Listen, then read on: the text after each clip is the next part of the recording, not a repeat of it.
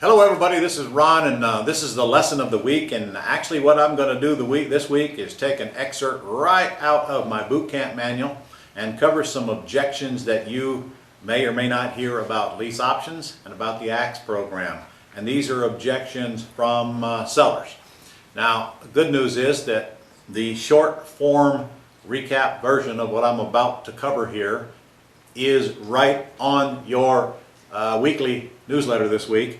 You'll be able to punch the button and download it, and then you'll have everything that I'm going to talk about here again in a short form. So let's start with, seller says, now let's start with lease options where I intend to sublease it to a tenant buyer. Now let's make this perfectly clear. It's a totally different deal if I intend to stay in by lease optioning it and then subleasing it to the tenant buyer. My agreement is different with the seller. My questions are, my approach is different. We don't talk about putting tenant buyers in the house. I'm lease optioning your house as far as they're concerned. I'm lease optioning it. Now, they know I'm not moving in it, but with no discussions about tenant buyers that I'm putting in or any of that junk. So my objections, if I intend to stay in the deal, are probably a little different than if it's an ACTS deal. So as we go down the list, let's start with the lease option, sandwich lease exit strategy intent objections. All right, tenant tears up my house. My answer is simple. Don't worry, I'll fix it. Now remember, I'm staying in the deal. I'm collecting rent from my buyer and paying the seller their rent, which means I've got equity, I got a monthly spread. And so it's simple, I'll fix it. I always get 30 days where the seller does the work, and then I pass all the repairs on to the buyer, so I don't ever have to worry about that, because rather than fixing it, I'd sublease it out to a tenant buyer anyway, as is on a work for equity program. So, but if you ever get asked, what happens if tenant tears up my house? Your answer is very simple. I'll fix it. Don't worry about it. And you will, or you'll get the tenant buyer to fix it. One of the two. All right. Well, how can I trust you? My answer would be, well, do you have any reason to believe you can't trust me? That puts it back on them to come up with a reason. And if they can't, the objection is probably gone right there. And I would follow that up with saying, you know, if you don't feel like you can trust me to make the payment, you probably shouldn't lease me your house. Wouldn't you agree? Guys, I always try to answer a question with a question. And now it's incumbent upon them to come back with the answer. Well, how do I know you'll make the payments? Well, you don't. But obviously I'm not here for no reason. If you don't think I'm going to make the payments, you shouldn't lease to me. But you know, if that's the only thing stopping us from doing business, how about I go ahead and make the first one that's due now, just so you'll see that I have some serious intent. Even though your payments might not be due for 2 or 3 months later, you can still go ahead and give them the first one just to show serious intent. And of course, that doesn't cost you anything. You're just prepaying a payment due 2 or 3 months from now early. That's all. What if you never close on it? And well, I can't promise you that I will ever close on it. However, in the meantime, I will keep the house in decent shape, and I will keep the rent made. That's all I can promise you. And so, if that will work for you, then we should move forward. If not, then we shouldn't move forward. Wouldn't you agree? By the way, you're almost never going to hear these objections. I'm doing this so you can sleep better at night. If you're dealing with prospects, not suspects, you're almost never going to hear any of this stuff. But I'm getting it out there for you just so you can see that there are answers to these questions. All right, well, why such a lease option term? Remember now, I'm on a sandwich lease. This isn't an ACTS. So if I'm on a sandwich lease, that means I'm getting equity. So I'm leasing it below market value.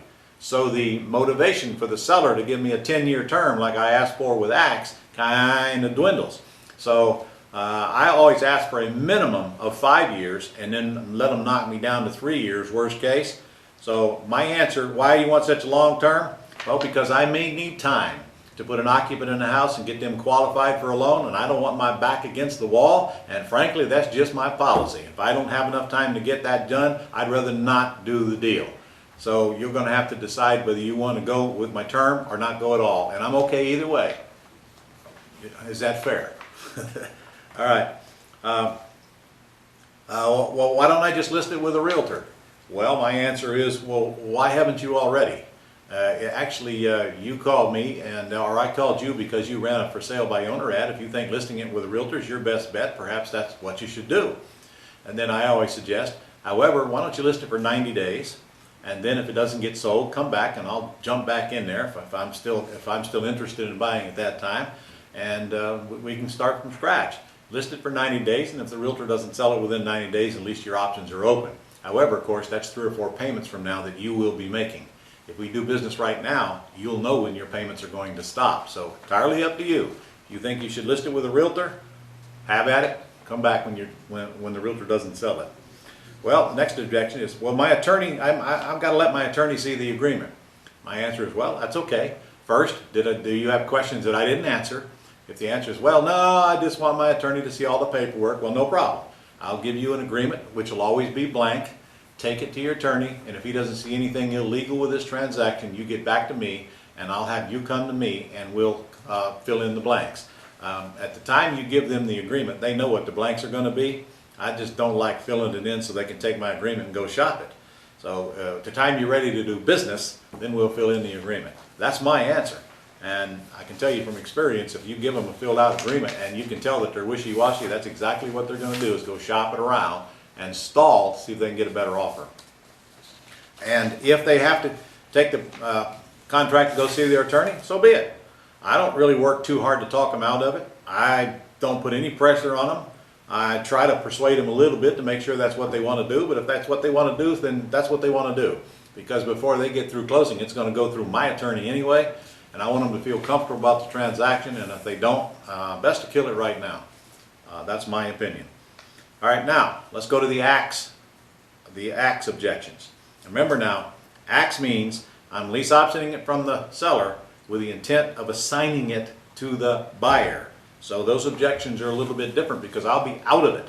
I will not be collecting any monthly payments. I'm not responsible to either party. I'll get a general release from both parties. I have nothing to do with the deal. Once that tenant buyer comes in and closes that and accepts that assignment from the seller to the buyer, then I'm gone, and from that point on, no, don't call me. So those objections might be a little different. First one is, well, when will the loan get paid off? Well, I do not know. The tenant buyer will be paying you, and you can have that discussion before they move into the house, and you got to approve them. So that's about between you and the buyer. Well, why don't I get part of the assignment fee? Well, because that's how I get paid. I have no intentions of finding the buyer, pre-screening them, and approving them, and then letting you reapprove them and not get paid for it. So I collect my money from the buyer, not from you. You will have no money in this, cost you nothing, but I've got to get that assignment fee to make it even to be even interested in lease optioning your house out to somebody that you like. Why the delay for the payment? You see, I always tell the seller that they will not. I will collect the first month's rent at the time that I do the assignment, but I'm keeping that first month's rent as part of the fee that we charge. So the seller is always told the tenant will be paying you 30 days after we close the lease purchase that you approve. And so the tenant buyer brings the assignment fee, the rest of it, plus the first month's rent to the attorney. The attorney writes me a check for the entire balance left over. So those first month's rent adds up pretty good. You don't want to not be careful that you don't talk yourself right out of that or forget to tell them that you get that first payment. Why such a long term? That's easy on an axe deal because usually they're over leveraged, and the answer is very simple. Because the tenant buyer that I find and you approve will need quite a few years for the equity to catch back up so that the value is more than the debt, so that they can either refinance it and or sell it to another buyer down the road. Without that time, no tenant buyer would have any interest in lease optioning a house that's overfinanced and has more debt on it than it's worth. So we have to have the time or we can't do business. By the way, not once to date, not once to my knowledge, has any seller ever turned it down because of the length of the time. They don't even argue about it. They know, and it's obvious to them why we need time to let the market catch back up. Well, what if the tenant buyer quits paying? Well, my answer is, well, call me and I'll jump in and see what I can do to fix it. Worst case, you have to evict them. And best case, I handle it all for you, and then when they're out, I'll jump back in and we'll go find another one to put in the house. Remember though, you must call me. I am not obligated to do anything. I am telling you I will, but you got to let me know you have an issue, and I do. If we have an issue, we'll go back and help them clean it up. because it'll also lead to finding another tenant buyer and getting another assignment fee as well. So it's the right thing to do. Well, what if they tear up the house? Well, it's possible, but I will tell you from our experience that people who put up several $1,000s and move into a house do not tear it up. They are buyer-minded, they're not tenant-minded, but that is a risk that you must be willing to live with, or we can't do the deal for you. We can't do business. And of course, if any of these objections matter much to the seller, you can always say, well, look, if we don't do this today, what will you do? Because guys, remember, their choices are not very many. A, they can just keep on living in it forever and keep making the payment, which is not their objective, or they never would have contacted you to begin with, or they never would have run the for sale by owner ad. Or two, they can try to get listed with a realtor and have the realtor do a short sale. Some may do that, but that's a tough road to hoe, and the odds are stacked way against them. Or number three, they can just let it go into foreclosure. Of course, we'll destroy their credit. By the way, even doing a short sale will put a ding on their credit. Putting in foreclosure will destroy their credit. And of course, they know that option is available. They're calling you or dealing with you because they don't want to do that, or they would have already gone down that path. Or four, lease option it to me, and I'll find another tenant buyer to assign that lease to, and at least your payments will be covered, and they'll be responsible for the repairs after the first 30 days, and ultimately the intent is to get that loan paid off. So that's the seller's choices, and you need to remember that now as you're out in the arena, because you don't have to beg for these deals. In fact, we find they spend more time convincing us why we should help them than us convincing them why they should let us. Remember, they need you a lot more than you need them. There's millions of people out there that owe more on their house than they're worth right now. So these folks are very, very easy to deal with and very motivated. I can tell you that right here, Scott does 2 or 3 of these things every single week.